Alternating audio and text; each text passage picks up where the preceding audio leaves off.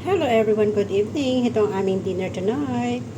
Just wanna share to you guys ang aking nilutong shrimp na may gata. At may kalabasa at baggy beans. Ayan. Naman guys. Lagyan natin na isang gata.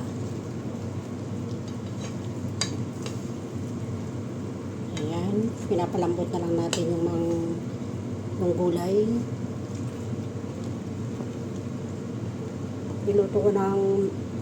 Inuna ko niluto yung shrimp kanina tapos set aside. Dahil niluto ko muna yung kalabasa at saka baggy beans. Ayan. Lagay lang tayo dyan ng chicken stock. Kung wala kayo chicken stock guys, pwede na yung magic sarap kung may magic sarap kayo. Chicken stock ang ginamit ko guys. At konting asin. At konting asukal. Ayan. Ayan naman, napaka-yummy. Sabaw pa lang, ulam na. Ayan. Thank you for watching everyone. Ito ang aming soup. Ayan. Ang aming choysam, nandito pa. Ayan. Ang aming dinner. Takpan na natin. Thank you for watching everyone. Nilagay ko lang dito ay garlic, luya, sibuyas. Konting asin, paminta. Isang cup na coconut milk. Kung gusto maglagay ng nasal cream, it's okay. Ito kasi sa amin ay okay na ito. Hi everyone. Shrimp, baggy beans, kalabasa. Yan lang. Bye everyone. Yan guys, luto na yan. Naglagay ako ng nasal cream guys. Nasal cream na for cooking. Ayan, yung hindi siya masyado malapot. Nag-separate ako kay ako babae kasi hindi pwede sa kanya yung makrema. Switch off na natin. Ayan, pwede na yan. Takpan na natin. Hello everyone, welcome to my vlog. It's me again, I'm Mabel. Nagluluto ako ng aking ulam. Ang palaya na may kamatis, sibuyas, at itlog. Ayan. May lasa na yan, kaya ganyan na yung kulay yung aking eggs. Ayan. Konting nikos-nikos na yan. Lagyan na natin yung itlog. Maglagay tayo ng 3 itlog. Ayan, pwede na yan. Yan.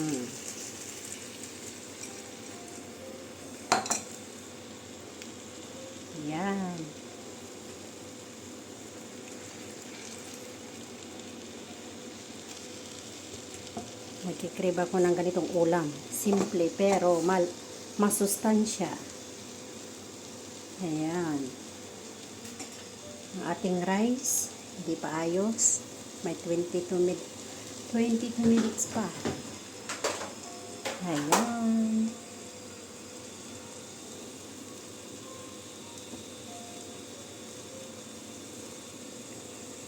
Lagyan natin ng patis para may lasa. Paminta, asin. Gumamit ako ng olive oil. Ayan.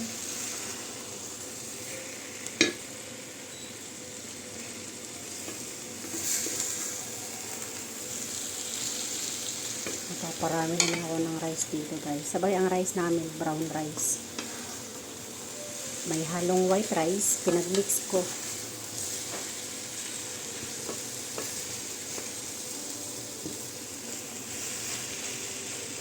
Ayan, pwede na yan.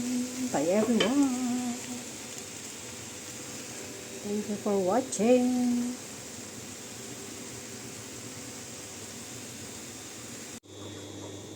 Hello everyone, welcome back to my YouTube channel. For today's vlog guys, i-share ko lang kung paano ko minarinate ang ating chicken legs.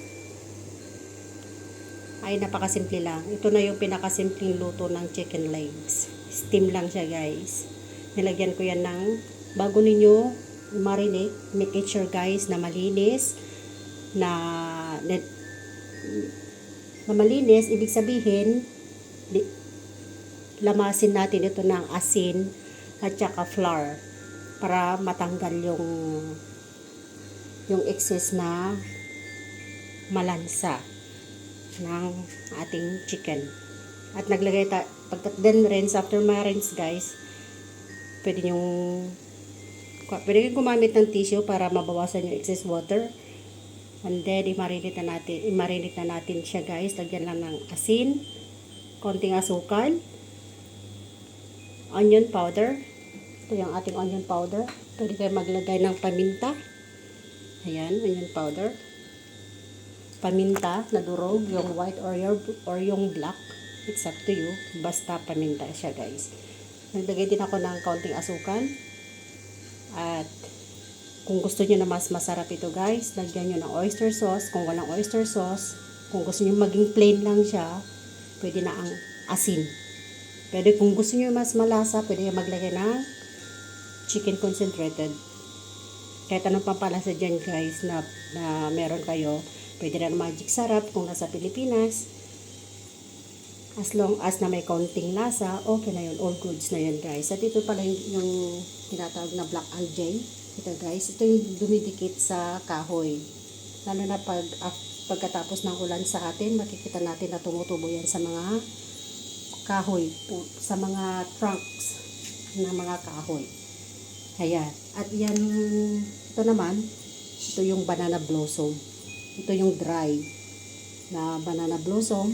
Hinugasan lang din natin yan hanggang sa maging soft siya. Ayan. Malinis yung kamay ko guys, kaya don't worry. Kung gusto nyo na isok siya para mas soft, okay lang din. Ako kasi ay nilamas ko lang yan ng asin at saka flour. At inihalo ko na dyan. Minix ko na siya guys. Yun. At ready na ang ating kawali. Steam na natin. Naglagay pala ako dito ng ginger juice. Ayan. Gumamit tayo ng ganito. Ayan. Yung katas ng luya. Pandagdag din sa lasa ng ating chicken. Panlaban din sa lansa. Ayan. Thank you for watching guys. Huwag nyo kalimutan na i-click yung bell para sa susunod na upload videos ko ay updated kayo guys.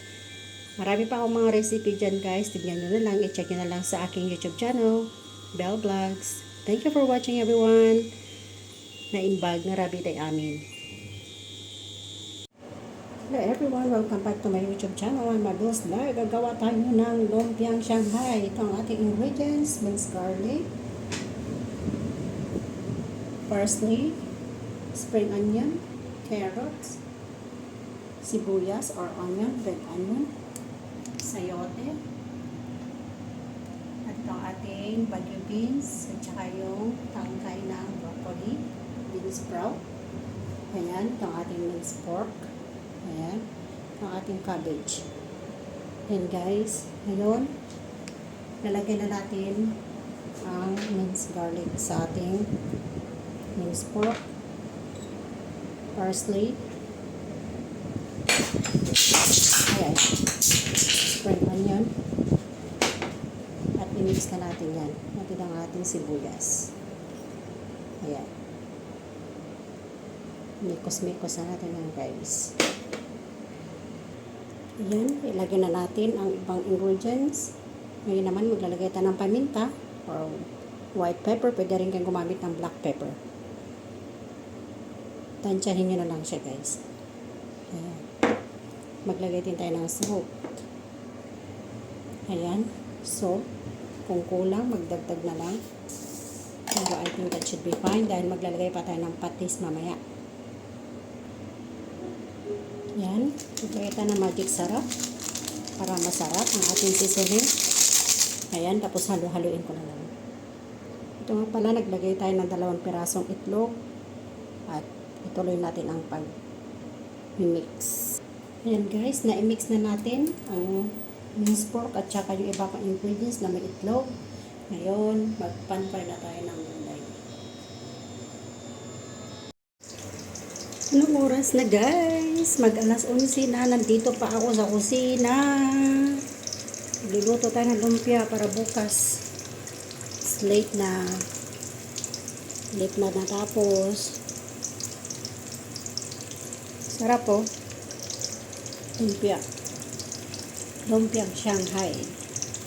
May trabaho guys. Kaya ayaw ko magluto kung minsan ng lumpia. Kaya matrabaho. Ayan. Trabaho talaga to. Masarap kasi kumain eh. Kahit matrabaho.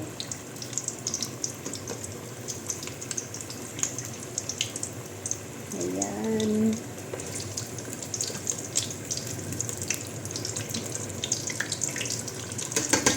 Ayan. Thank you for watching. Bye.